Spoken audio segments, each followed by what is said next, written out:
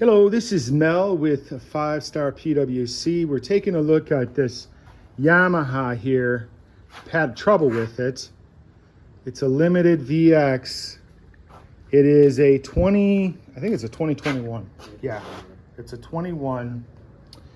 So we've timed it like 3 times because the guy brought it, let me back up. The guy brought it in.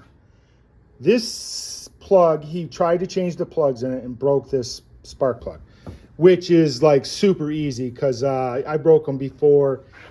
He was trying to change his for the very first time, okay? So they had never been changed before, and he's like, I'm just going to do some maintenance on it and change the plugs. And, you know, it's all good, right? Except these are super, super thin. Take a look at this one. So this one broke when I was in, this is like the 3rd time I was trying to set the timing on it because the machine is shaking. I can't figure out what the hell is wrong with it. I checked the manual. The manual says, you know, put this cylinder, which is number 1 at top dead center, and then this mark straight up, and there's another one on the other, you know, on the other one. It's the same thing. So in the camshafts, there they are, right there. So that points up, you put number 1 at top dead center.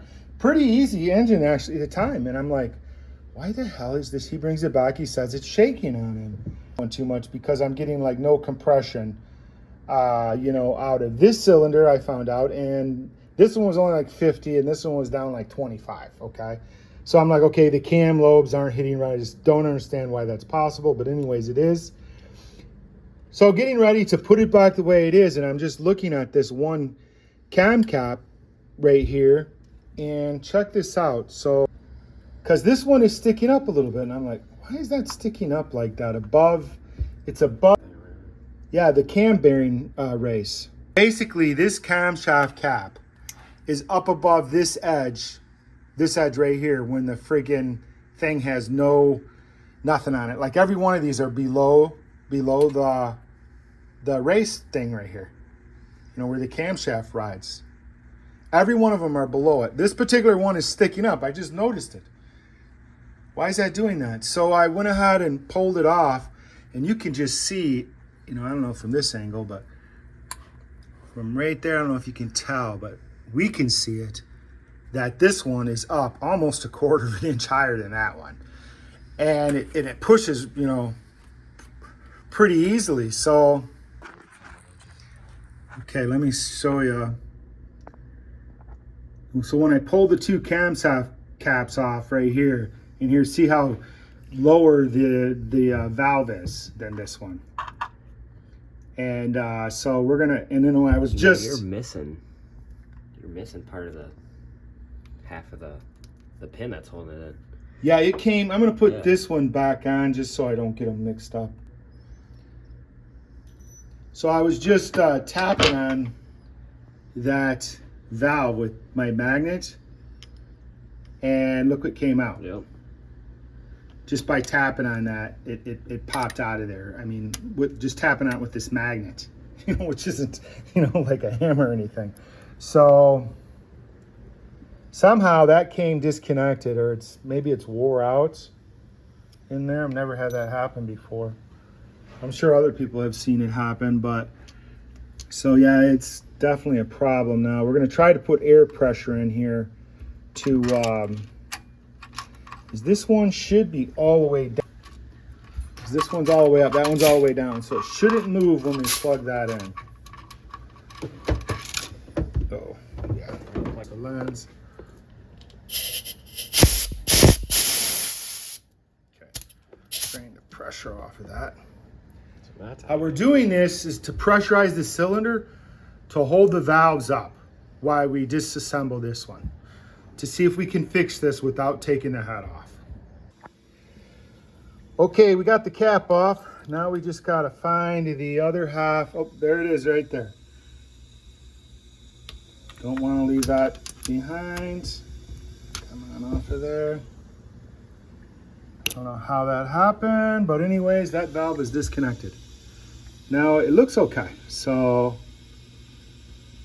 yeah, it's definitely sealing nice. So we have very little pressure going down on it right now. So let's go ahead and try putting it back together. Yeah, I've got a bunch of extra one of these cam keepers, so we're just gonna go ahead and put in 2 new ones and hope that that is good. This is out of my hot can kits. So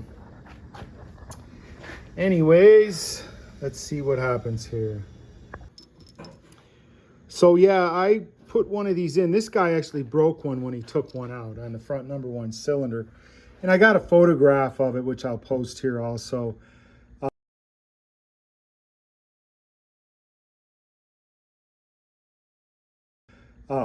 Which was showing that this cylinder wasn't burning right.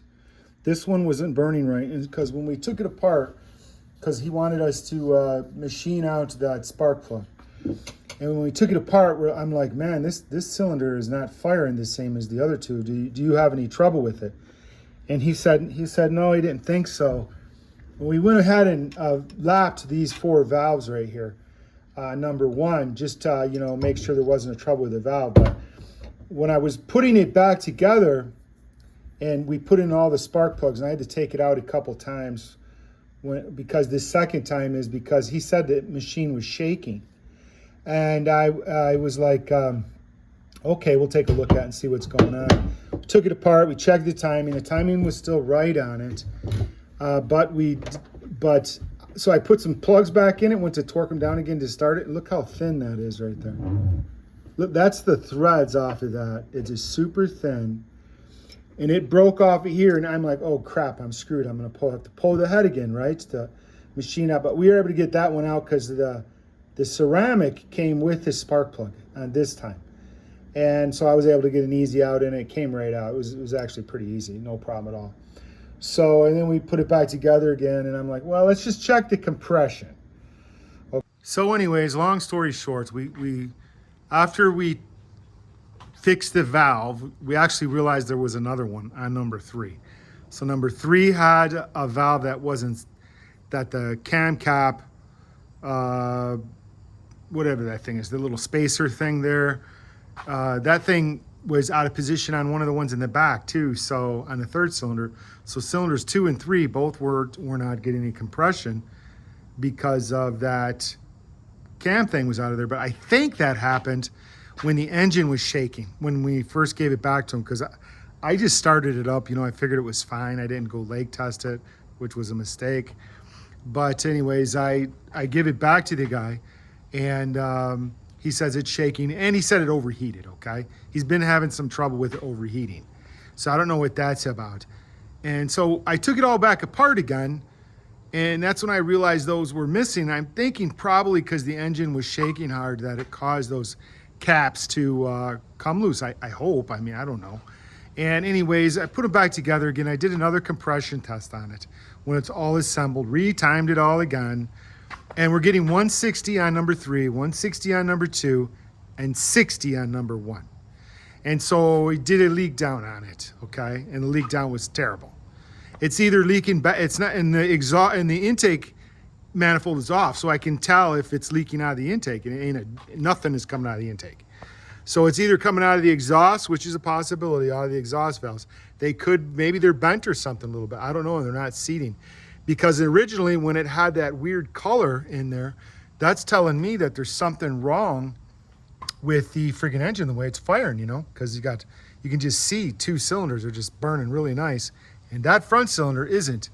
So, now I'm thinking, okay, either the rings are bad, which I can't see when I had the hat off. I didn't really see any scoring on the side of the cylinder, but I'm like, it's either got to be bad rings or there's a problem with the valves on the exhaust side, and they're not sealing properly.